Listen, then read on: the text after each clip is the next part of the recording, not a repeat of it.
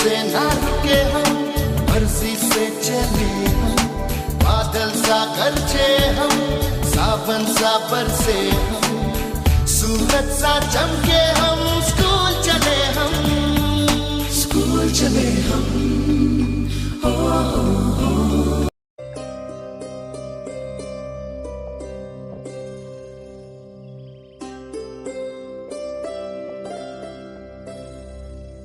Hello students, as you know, my name is Mohinder Goswami. I welcome you once again in this English class.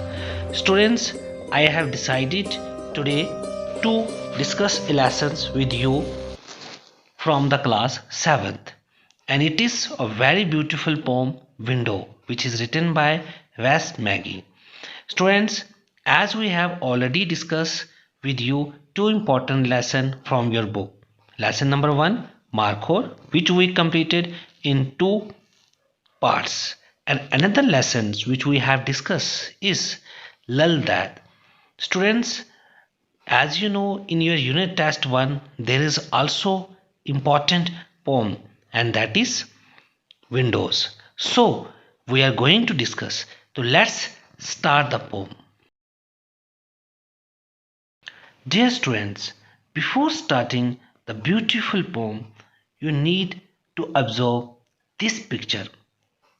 As you know, every house has these, what we call these things. So now I think you definitely know the answer. These are windows. So students, our today's topic is windows. So let us discuss why the poet has titled this beautiful poem as Window, and what is there inside it. So we will definitely see this. But as you know, this beautiful poem Windows was written by a famous poet, Wes Magee. He was born in 1939 in Greenock, United Kingdom. Students, this beautiful poem was taken from your class 7th Tulip series, and from this book we have already discussed 2 important lessons which we have already told you. Now students, let's begin the poem. Before starting, let us discuss first new words in the poem. Corridor, a long passage in a building from which doors lead into rooms. You can understand this by looking toward the picture. Another word, jet airliner, a large jet aircraft carrying passengers. You can also see it there in the picture. Icebergs, a large floating mass of ice. It's detached from the mountain of ice and then it floats in the sea. This is the first stanza of the poem.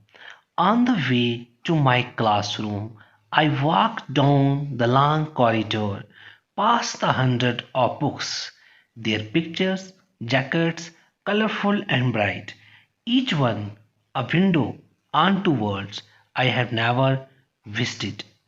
Students, in these lines, the poet says that when I was walking the classroom, I walked down through a corridor, through a long corridor, and what I saw hundred of books lying there inside the corner, and their pictures jacketed, colorful and bright, each one a window. That means each picture has something new, which take me to a new world I never visited, and that world I have never seen. So these are the beautiful lines of the poet. Dear student, this is the second stanza of the poem. I can see elephants on a plain in Africa, a jet airliner cruising far above the white clouds, waterfall, icebergs, and cavemen fighting in a saber tooth, while the family cowers in a cave. Dear students, these are the beautiful lines, and in this beautiful line, the poet says to us that when he was walking through the corridor, what he saw a large number of books with bright, colorful jackets on them. And what is there in the books? He saw in the books through the windows of the books. Elephants on a plain Africa. He saw a airliner cruising above the clouds as you look in the background pictures. And he also saw one of the important things. He saw the waterfalls. He saw icebergs. He saw cavern fighting a saber tooth. He saw while the family courts in a cave. To look at these pictures, you will see that along icebergs, as we have discussed in the new words, it's a detached piece of ice. And he also, in this poem, the poet also tell us one thing that when he was walking through the corridor, these kind of things he noticed, and where he noticed these kind of things, he noticed these kind of things there in the books, because books serve as a window to the worlds, and it is such kind of world which the poet has never visited. A poet has seen many things. Poet has seen elephant. Poet has seen airplaner cruising above the white clouds. He has seen icebergs. He has seen waterfalls. So he sees all these things in their books, and that's why he called them a beautiful world. Such places, such worlds, back in a class, there are windows. Looking onto a world I knew well, I see the deserted playground, the grey November sky, rows of houses beyond thesis, the chimneys of closed down factory. I saw all these things. What the poet says here that in these lines that I had not seen such kind of world which I saw in the books. When I sitting back in the class, so I look into the world outside. So what I saw the grey November sky, rows of houses, and beyond these the chimney of the closed down factory. All these things I saw from my window, but I was not able to see the thing which I saw there in the corridor. When I walk through the corridor, I look through the windows of the books, the things which I couldn't saw here in the class. Dear students, this is the last stanza of the poem. I am always willing to take the register to the office or messages to other classrooms, for then I walk down the long corridor and gaze once more through the book jacket windows onto worlds I have never visited.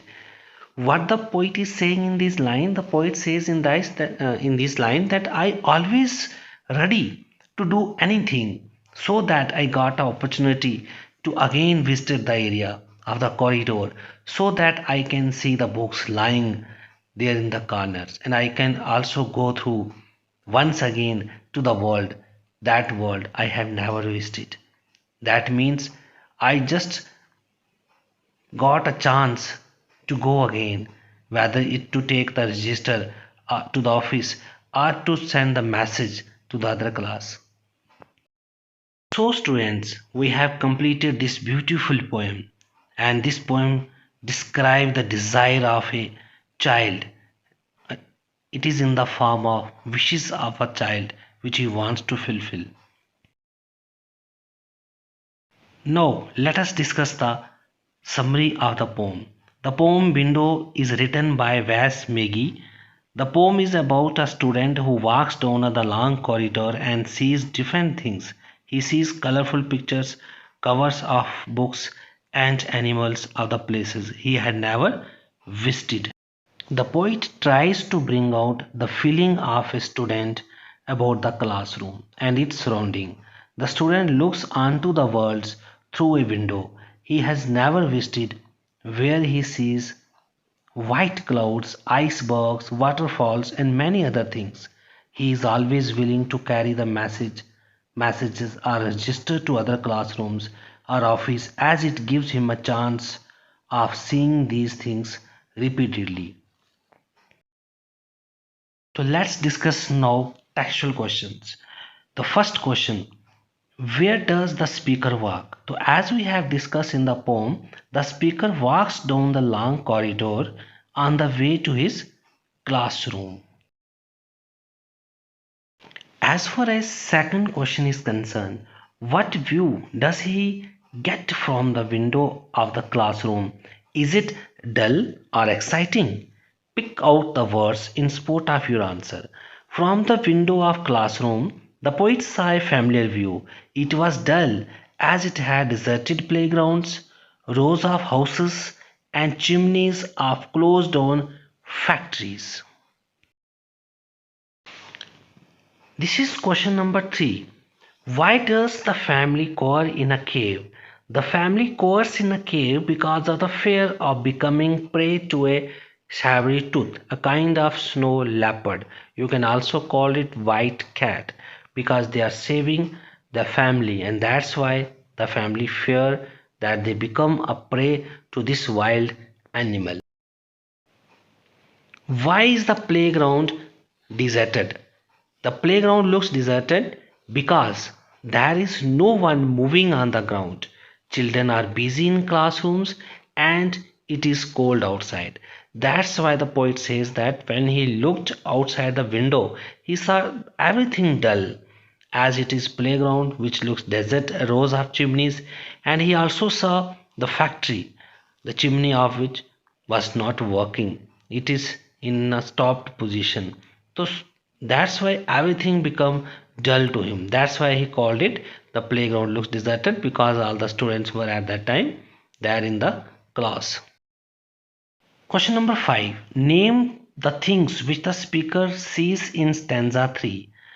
As far as question number 5 is concerned and question number 3 stanza 3 is concerned, the speaker sees the deserted playground, the grey November sky, and the rows of houses and chimneys of closed down.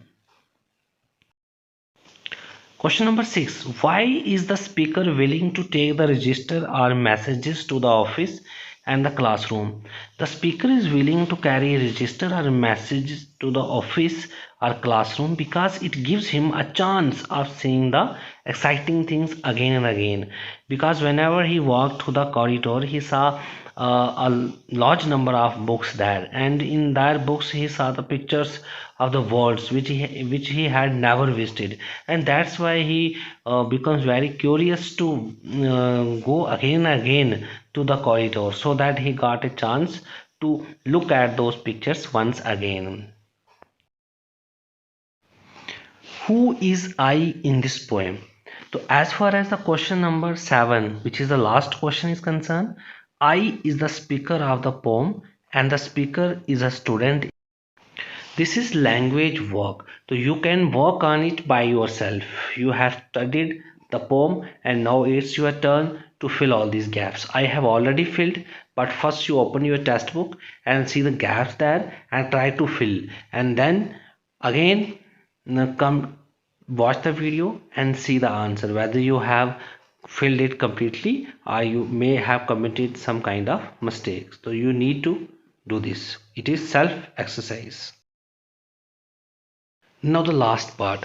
Write down at least 5 words which have been repeated in the poem. Classroom, world, work, window, dawn, sea, corridor, etc. are repeated used in the poem. Now it's turn to homework. Students, you need to do one thing. You need to write down all the material that we have discussed in this poem. But along with this, you need to write down the summary of the poem Windows. Why is the playground deserted? Where does the speaker walk? Write down the meaning of words corridor and icebergs, which are all the things we have already discussed. So go through the poem once again and then write down the answer in your notebooks. With this, we have completed this beautiful poem. Thanks all of you.